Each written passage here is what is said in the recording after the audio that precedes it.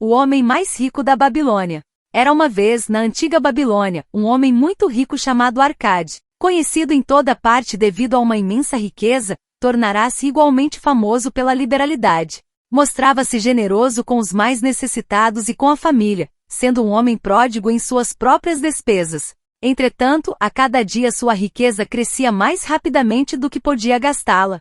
E houve alguns amigos da juventude que vieram até ele, dizendo-lhe: "Você, Arcade, é mais venturoso do que nós. Você se tornou o homem mais rico de toda a Babilônia, enquanto nós lutamos para sobreviver. Pode usar as mais finas roupas e degustar as mais requintadas iguarias, enquanto nós devemos nos dar por satisfeitos se apenas propiciamos à família uma indumentária decente ou a alimentamos da melhor maneira possível. Contudo, alguma vez fomos iguais.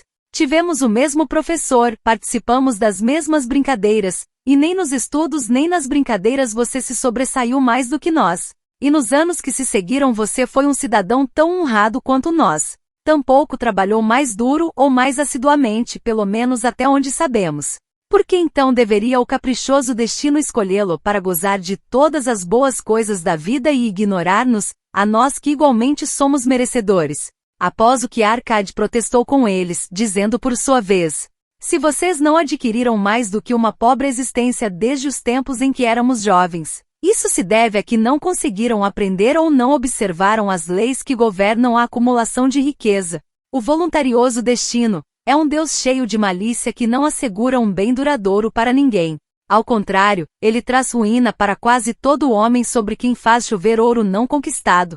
Ele produz os gastadores libertinos que logo dissipam tudo o que recebem e se deixam dominar pelos mais extravagantes apetites, que nem sempre podem satisfazer. Outros ainda, a quem esse caprichoso Deus favorece, tornam-se avarentos e entesouram sua riqueza, temendo despender o que têm por saberem que não são capazes de repô-lo. São além disso assediados pelo medo de roubo e acabam construindo para si mesmos uma vida de necessidades e secreta tristeza. Há provavelmente outros que conseguem dinheiro fácil e o aumentam, sem deixar de se sentirem felizes e abastados cidadãos. Mas são tão poucos que só sei deles por ouvir dizer. Pensem nessas pessoas que de repente se viram herdando uma riqueza e confiram se as coisas não se passam assim. Os amigos admitiram que a respeito dos conhecidos que tinham herdado uma fortuna aquelas palavras eram realmente verdadeiras e suplicaram-lhe que explicasse a eles como tinha conseguido juntar tantos bens.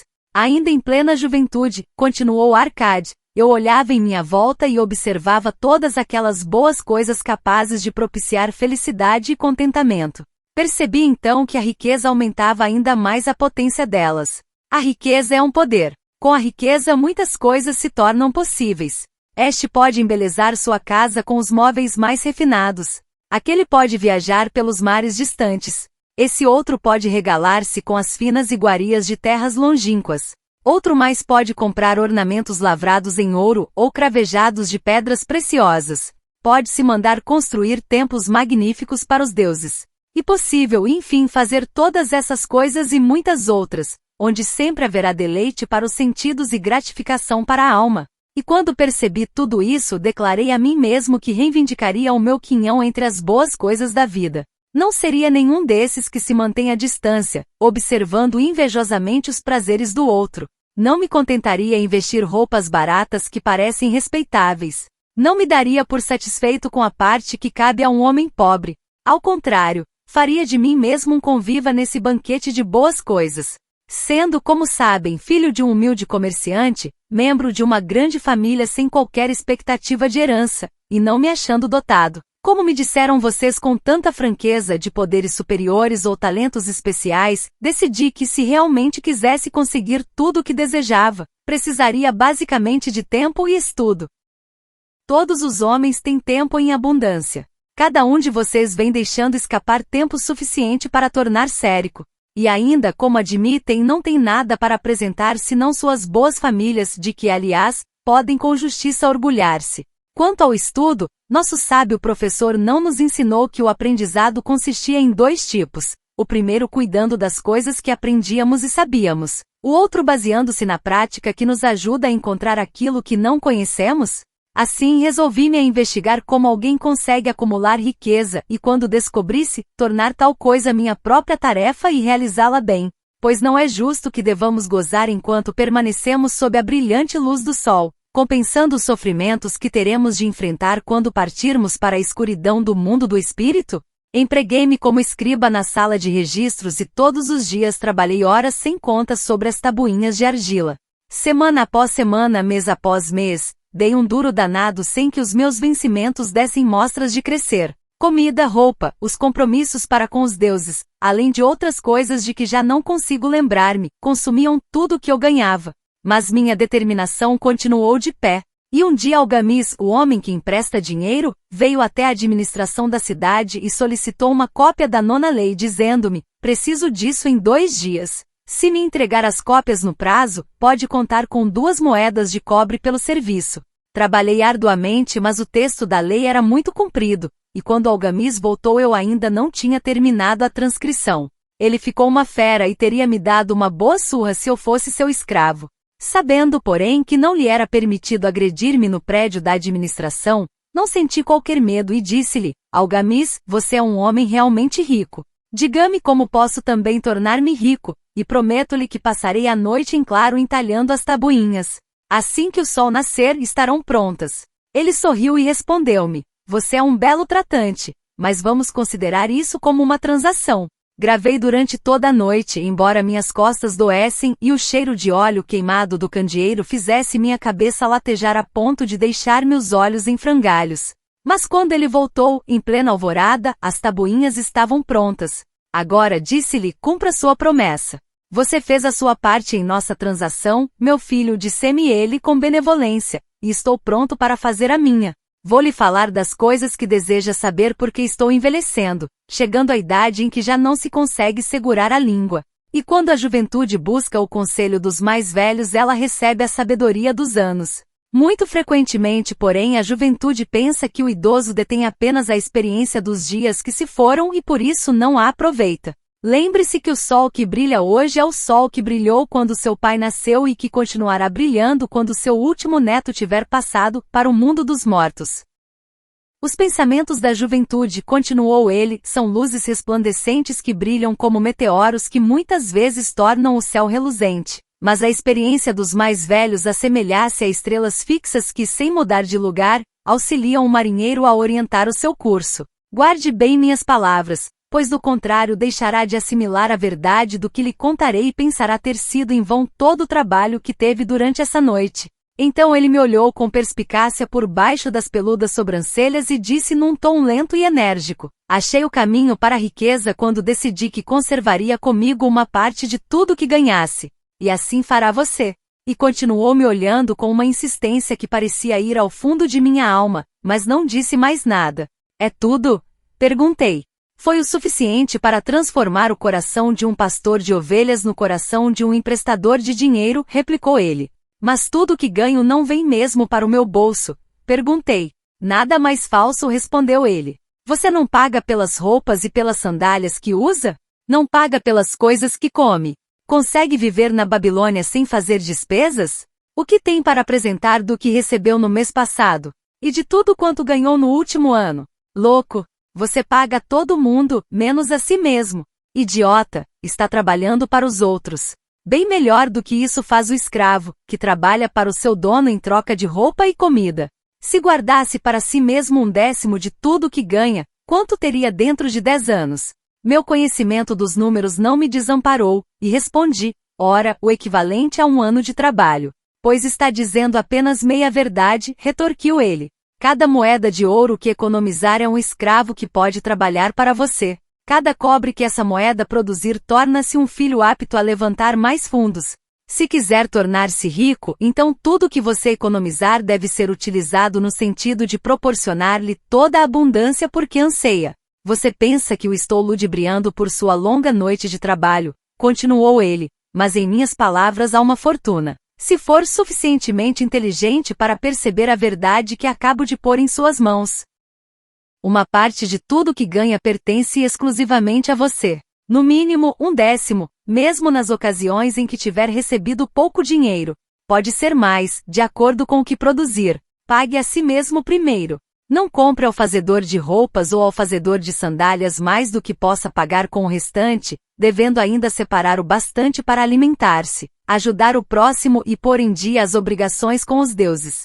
A riqueza, como uma árvore, cresce a partir de uma simples semente. A primeira moeda de cobre que economizar será a semente a partir da qual sua árvore da riqueza crescerá. Quanto mais cedo plantá-la, mais cedo a árvore crescerá. E quanto mais fielmente alimentar e regar essa árvore com economias constantes, logo chegará o dia em que poderá abrigar-se em pleno contentamento embaixo de sua sombra. Tendo dito isso, pegou suas tabuinhas e foi embora. Pensei muito a respeito do que ele me dissera e suas palavras me pareceram razoáveis. Assim, decidi fazer a experiência.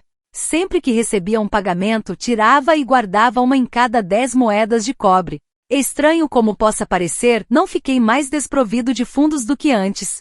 Percebi pequena diferença quando comecei a me arranjar sem isso, mas frequentemente me via tentado, à medida que minha reserva crescia, a utilizá-la para adquirir as boas coisas que os mercadores ofereciam, objetos trazidos por camelôs e navios da terra dos fenícios. Prudentemente, porém, consegui refrear o impulso. 12 meses se tinham passado quando Algamis voltou a me procurar dizendo-me: "E então, meu filho, pagou a si mesmo não menos de 1/10 sobre tudo quanto ganhou no ano passado?"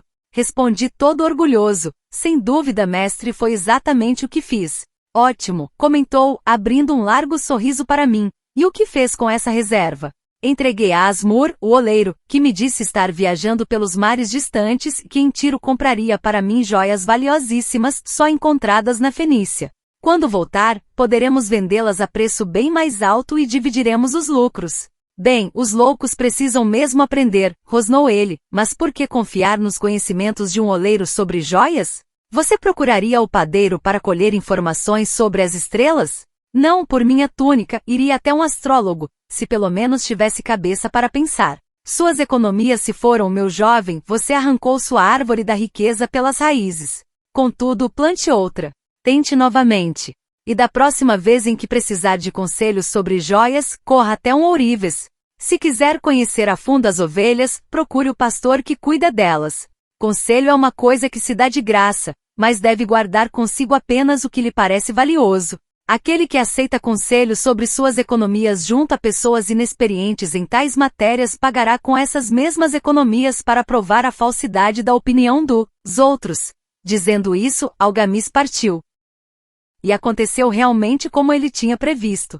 Pois os fenícios são salafrários e venderam a Asmur pedaços de vidro sem valor que pareciam pedras preciosas. Mas, seguindo as palavras de Algamis, voltei a economizar, mesmo porque já tinha formado o hábito e isso não constituía para mim nenhuma dificuldade. Mais uma vez, 12 meses depois, Algamis apareceu na sala dos escribas e dirigiu-se a mim. "Que progressos andou fazendo desde a última vez em que nos vimos?" "Paguei a mim mesmo religiosamente", respondi, "e confiei minhas economias a Ager, o fazedor de escudos, para comprar bronze. A cada 4 meses ele me paga uma parte dos lucros." "Ótimo! E o que tem feito com esse dinheiro extra?" "Dei uma festa com mel, vinho e iguarias de primeira. E comprei também uma túnica escarlate. Qualquer dia desses devo comprar um burrico para os meus deslocamentos." Algamis não disfarçou o riso. "Você está comendo os filhos de suas economias. Como pode esperar que trabalhem para você? Como eles mesmos poderão ter filhos que venham a produzir mais renda para você? Primeiro reúna um exército de escravos dourados, e só então poderá refestelar-se com banquetes ricos sem sentir remorsos."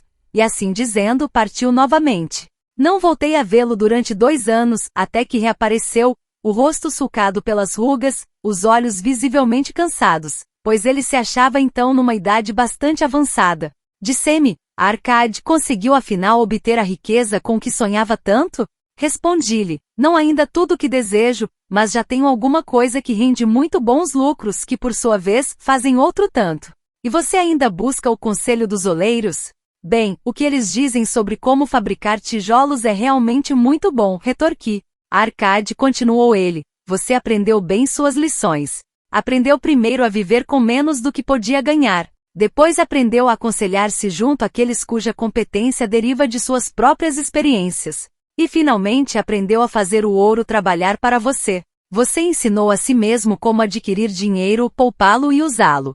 Reuniu, portanto, condições para ocupar uma posição de confiança. Estou me tornando muito velho. Meus filhos só pensam em gastar e não dão a menor importância aos ganhos. Meus negócios são grandes, e até grandes demais para que eu possa cuidar de tudo. Se você concordar em ir para Nippur, a fim de tomar conta das terras que possuo na região, torná-lo-ei meu sócio, e você participará de meu testamento. Assim fui para Nippur e comecei a administrar suas propriedades que eram imensas. E como estivesse cheio de ambição e dominasse as 3 leis que nos ensinam a lidar de maneira exitosa com a riqueza, tive condições de aumentar ainda mais o valor de seus bens.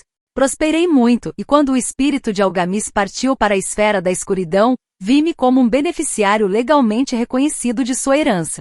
Assim falou Arcade, e quando terminou sua narrativa, um dos amigos ali reunidos disse: Você inclusive deu a sorte de que Algamis o tivesse nomeado um de seus herdeiros. Minha sorte limitasse ao fato de que desejava prosperar antes de tê-lo encontrado pela primeira vez. Não tive que provar durante 4 anos minha determinação de propósito, reservando para mim mesmo 1/10 de tudo que auferia?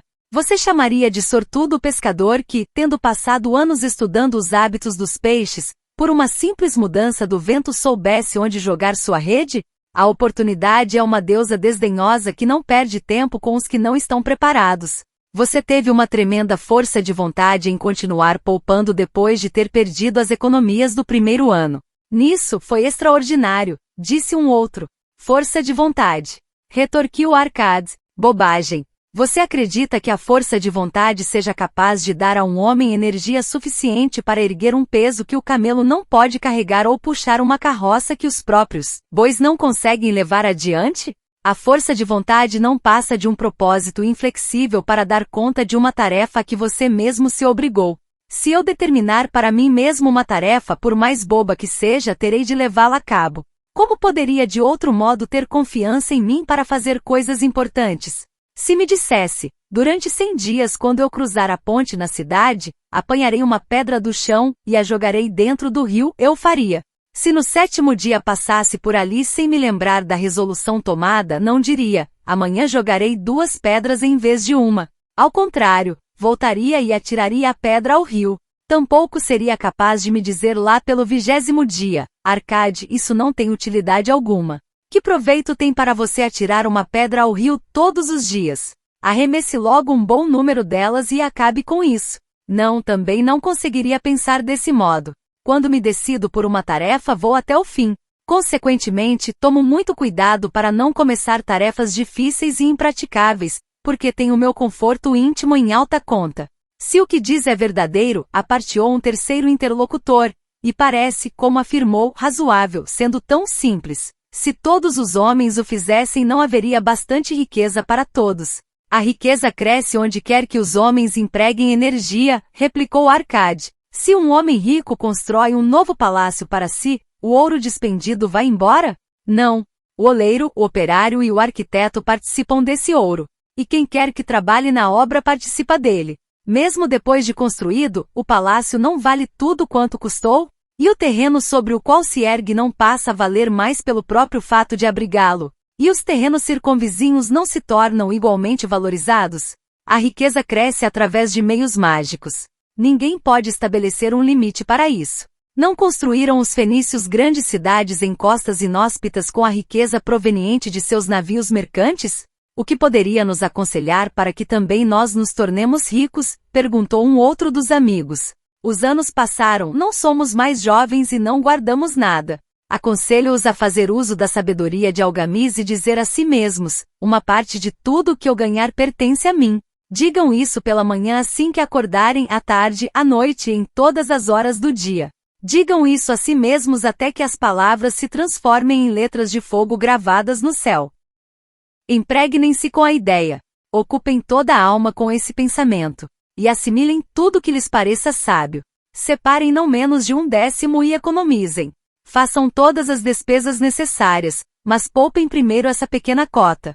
Cedo vão experimentar a deliciosa sensação de um tesouro cuja posse cada um de vocês tem legitimamente condições de reivindicar. Quanto mais ele crescer, mais se verão estimulados. Vibrarão com uma nova alegria de viver. encararão a possibilidade de maiores esforços para ganharem mais, pois não estarão reservando sobre os lucros maiores a mesma percentagem. Aprendam, portanto, a fazer com que seu tesouro trabalhe para vocês, tornando seu escravo. Façam seus filhos e os filhos de seus filhos trabalharem para vocês. Assegurem uma renda para o futuro. Olhem para os mais idosos e não esqueçam que dia virá em que também vocês estarão velhos. Por isso, invistam seu tesouro com toda a cautela do mundo.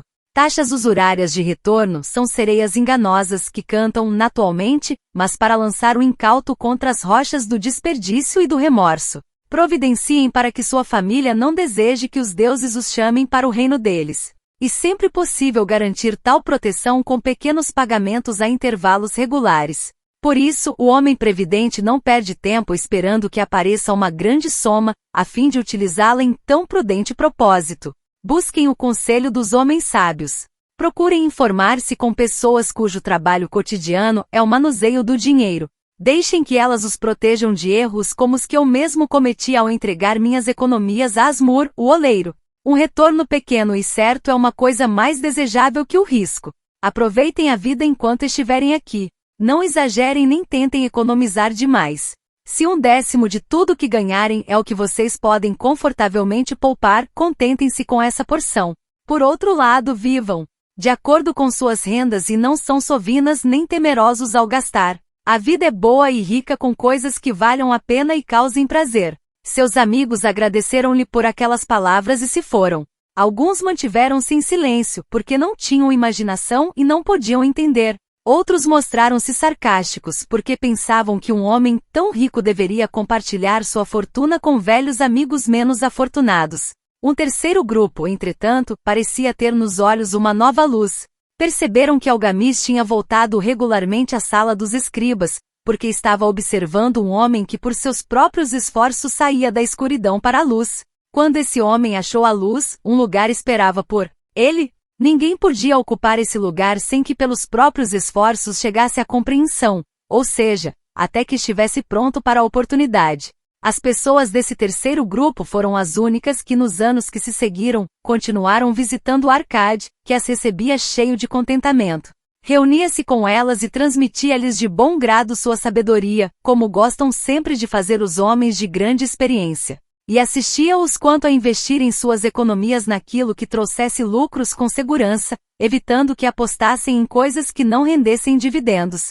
O momento decisivo na vida desses homens ocorreu quando compreenderam a verdade que tinha passado de Algamis para Arcade e de Arcade para eles. Uma parte de todos os seus ganhos pertence exclusivamente a você.